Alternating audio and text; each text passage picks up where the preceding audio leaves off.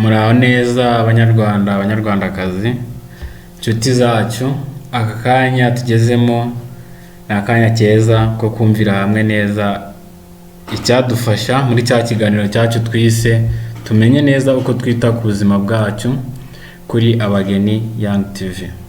Nge muri kumwe nawe nitwa Patrick Ishimwe nk'uko bisanzwe, turakomeza cyane tuganira mu buryo bwo kureba ukuntu twakwita ku buzima bwacu kugira ngo dukomeze tugire amagara mazima kandi dukoresheje ibyaremwe, tudakoresheje imiti yo kwa muganga cyangwa se bamwe bakunze kwita ibinini.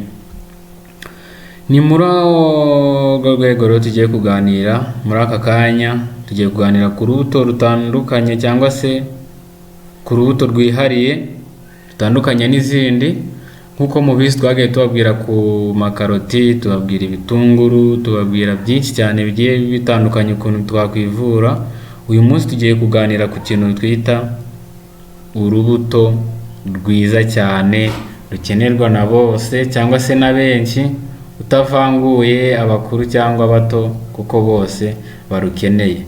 Tega amatwi kandi wongere ubyumve neza.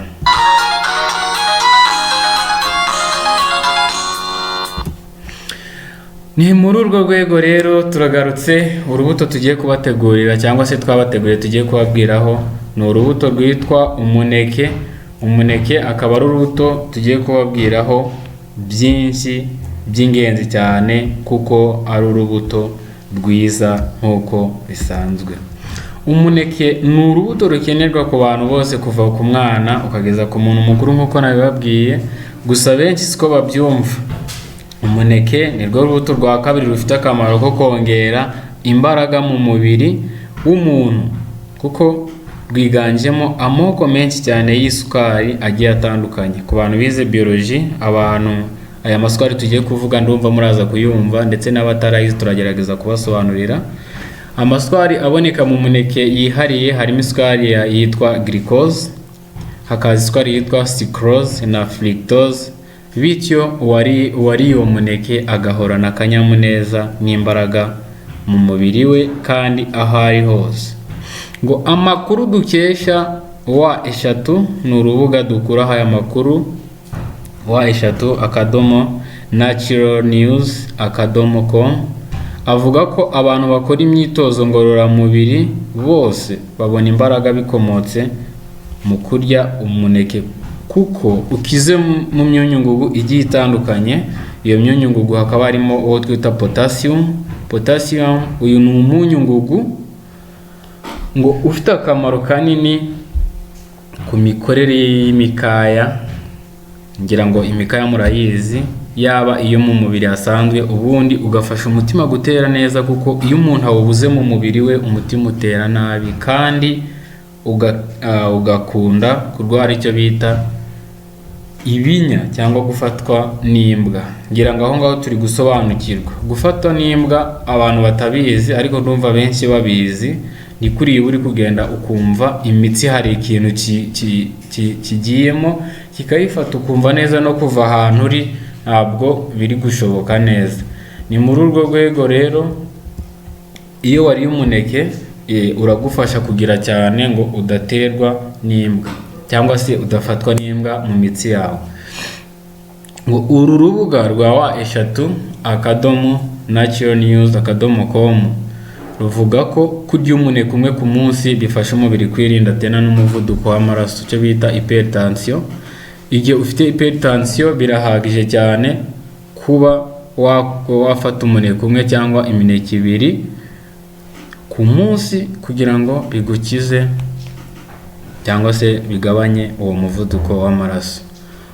Umuneke kandi wamenyekanye bitewe nuko ufite ubushobozi bwo kurinda igifu, ibisebe, mu cyongereza icyo bita gastric ulcers, kuko ushobora kurwanya acide iba mu gifu, ndetse ishobora no gutuma umubiri uhangana n'ibindi bisebe bishobora kwangiza umubiri. Kandi ikindi twavuga ku muneke, ufitemo vitamini zigiye zitandukanye. Izo vitamini zifasha tena no mu mibiri igiye itandukanye cyangwa se mu mirimo hano mu mubiri igiye itandukanye. vitamini twavuga ni nka vitamini A ifasha mu kurinda amenyo, igikuriro, imikorere y'umubiri n'izindi. Iyi ni vitamini tuzi neza twese ko ifasha no mu kureba neza. Vitamini C ifasha mu mikurire y'ingingo n'ibindi tuzimo nk'igogora. Vitamini C ifasha mu igogora, tuma bigenda neza. Twabonye imbuto bibonekamo, nabyo tuzagenda tena n'ibindi tubibona, ariko cyane vitamini C ikunze kuboneka mu ndimu, mu maronji, ahantu hose za mbuto turya ugasanga tugize apeti. Hari na vitamini D ifasha umubiri mu kwinjiza imyunyungugu. Calcium nayo ni umwunyungugu winjira binyuze muri vitamine D. Iyi ni imwe cyangwa se n'umwe mu myunyungugu yinjira bifashishije vitamine D, ikabikomeza amagufa ndetse n'amenyo, ari nayo ifasha mu gukomera k'umubiri muri rusange, kuko amagufa yakomeye n'umubiri uba ukomeye. Umuneke kandi ni urubuto rwiza ku bantu bakeneye kugabanya ibiro. Ikigo cy'ubushakashatsi cyo mu Buyapani cyagaragaje ko umuneke wifitemo ibintu bishobora gutuma umubiri w'umuntu ugira ubudahangarwa bwo ku rwego rwo hejuru, ndetse ngo ushobora no kugabanya kwirinda indwara ya kanseri. Ngira ngo murakoze cyane, nabashimira. Nk'uko mubyumvise, uyu ni umuneke twavugaga, ariko hari byinshi cyane tugenda tubivugaho. Hari indi mimaro igeze kuri 12 cyangwa se 12 igiye kudufasha gusobanukirwa byinshi cyane ku muneke tutavuze. Murakoze cyane.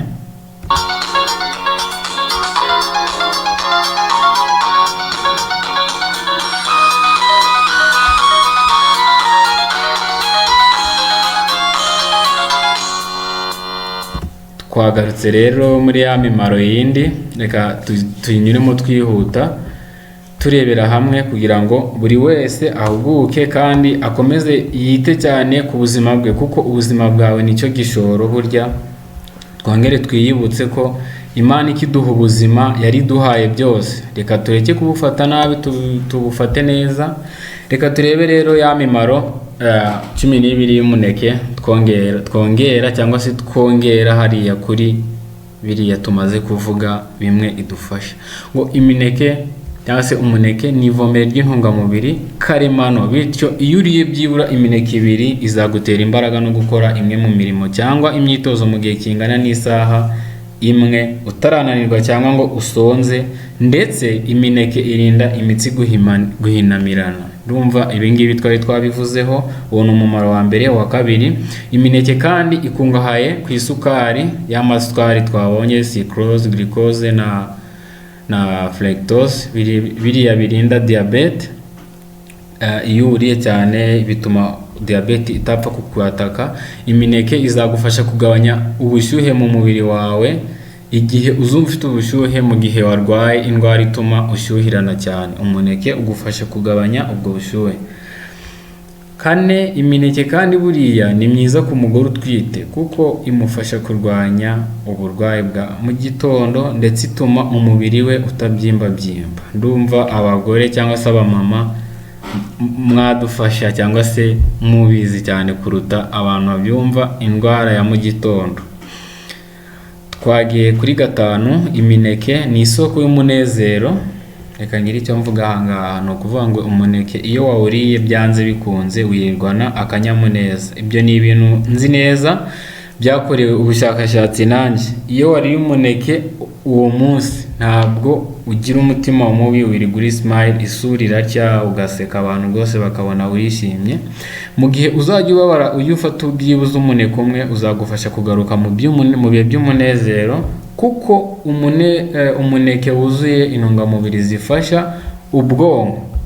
Sinzi niba ahangaha muri kubyumva. Nta kindi kidasanzwe, ni ukuvuga ngo uyu muneke wifitemo ubushobozi bwo kuba uregera ubwonko bitewe n'intungamubiri zimwe mwagiye twumva tuvuga, bigatuma niba uri muri mood mbi ubwonko bucenginga cyangwa se buhinduka ukagaruka muri mood nziza. 6, imineke ikungahaye kuri antioxidant cyangwa se antioxidant mu rurimi rw'icyongereza. ngira ngo murabyibuka ubwo twavugaga ku zindi mbuto z'ubushize twasobanuye ikintu bita antioxidant ni substance zidufasha gusohora imyanda mu mubiri. Imineke rero irazifite izo substance cyangwa se izo substance zidufasha gusohora imyanda mu mubiri, imineke irayifite. Hanyuma kurya imineke bizagufasha kubaka amagufa yawe bitewe na za myunyungugu, calcium na potassium twabonye hejuru, bizakurinda indwara z'amaso. Ndetse imineke indwara z'amaso ndumva muri gusobanukirwa neza bitewe na za vitamine twavuze hejuru. Vitamine A bizagufasha tena no kurwanya indwara ya kanseri kugira ngo itinjira mu mubiri wawe. 8, kandi imineke niyo nzira yonyine y'umwimerere yo kurwanya indwara yo kutituma, constipation, hahandi urya ugasanga ntabwo kujya kuri toilette biri kukubana ikibazo, uri kujyayo nyine ukumva ntabwo biri kuza neza, icyo bita constipation ni nk'impato. Kuko iyo uriye cyangwa se ukafata uwo muneke ubigufashamo. 9, imineke kandi irakenerwa cyane ku bakobwa bageze mu gihe cy'imihango, kuko iyo bageze mu gihe cy'imihango cyangwa se iyo bageze muri icyo gihe, imineke ibafasha kutava cyane ndetse ikabagabanyiriza uburibwe mu gihe cy'imihango. Ibyo bikabarinda gutakaza amaraso menshi cyane, bikabarinda za ngaruka nyinshi zigiye zibarya, kuko hari abakobwa benshi bagenda baribwa. Hanyuma 10, imineke ni myiza ku bwonko, kuko imineke ifasha inzira z'umubiri zohereza umwuka mu bwonko gukora neza. 11, tuzi neza ko umuneke kuri utonora, kiriya gishishwa cyawe gifite akamaro nacyo. Iyo umaze gutonora cyagiye ugiye kuryama ukisiga mu isura, kiriya gishishwa hahandi mo imbere ntabwo ibiheri bipfa kukwataka bitewe na microbe zitera ibiheri. Iyo kuri ziriya ntungamubiri zimwe twavuze ku mineke, usanga zitabasha kuresista cyangwa se kubaho, bigatuma udapfa kwinjirirwa n'indwara z'uruhu za hato na hato.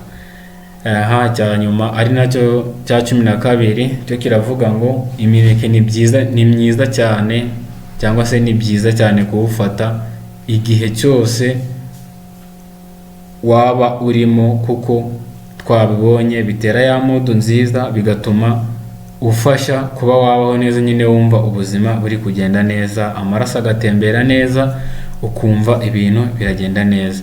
Reka nongere ngushimire wowe wakurikiye ikiganiro neza, kora subscribe. Iyi ni channel Abageni Young TV, mwari kumwe na Patrick Shimwe. Tubisheje neza ko tuzagenda tubaha ibiganiro byinshi bigiye bitandukanye, kandi Imana ibahe umugisha. Turabashimiye cyane. Bye bye.